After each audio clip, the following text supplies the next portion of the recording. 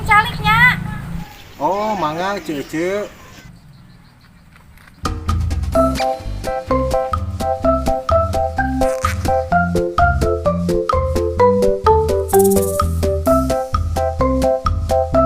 Hei, aing mah teresep da ka jalan sok ngarokok teh. Aing ge sarua saya teh teresep. Salaki aing ge teh ngarokok. Wah, mun salaki aing ngarokok mah geus diusir ku aing di imah. Nah, on sundar sindir. Geus nyaho nya dina cangkang rokona teh aya tulisan merokok menyebabkan gering.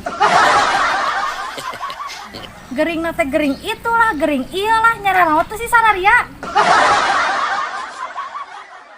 Ih, iya asapna mending ngaganggu deui. Heeh nya teu mikir teh ngale. Hei Mang, hampura, naon sih ngeunah ngarokok? Ece, aing ngarokok mah sanes enak, sanes geunah, tapi na nikmat. Nu aya ge bakal tereh maot. Da kabeh oge, arek anu ngarokok, arek anu teu ngarokok, da pasti bakal maot, mending ngarokok. Hei Mang, aing mah mere saran we ka sia, mending geus seureunana ngarokok. Heeh nya salaki aing ge geus teu ngarokok. Sarua salaki aing ge. Samingkin nyalutak ece teh. Ce, sarua urang rek mere saran ye ka maraneh. Mending keneh salaki-salaki di dinya bere rokok deui.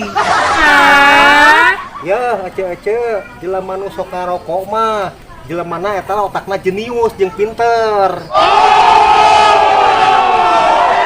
Pinter ti mana? Pinter ti Hongkong meureunnan.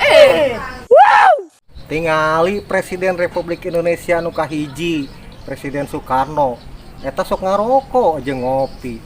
Jenius otakna. Hiji deui ye, ce.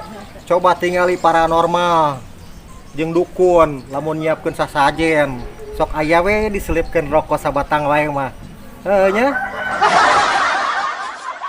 Tingali jelema nu kasurupan. Naon anu diomongkeun? Kopi hideung jeung udud beureum, heuh nya.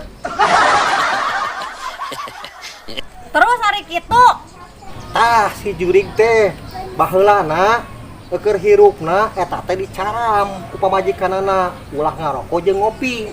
Matana arwahna marakayangan.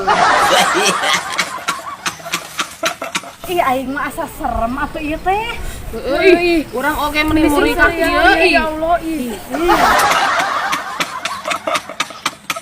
Beureun salaki urang mun maot arwana gentayangan. Tah matakna ece urang rek mere saran mending salaki-salakina senang ngarokok deui. A few moments later. Cece, gawe urang mah arek balik ti heula. Kemana sih aing buru balik?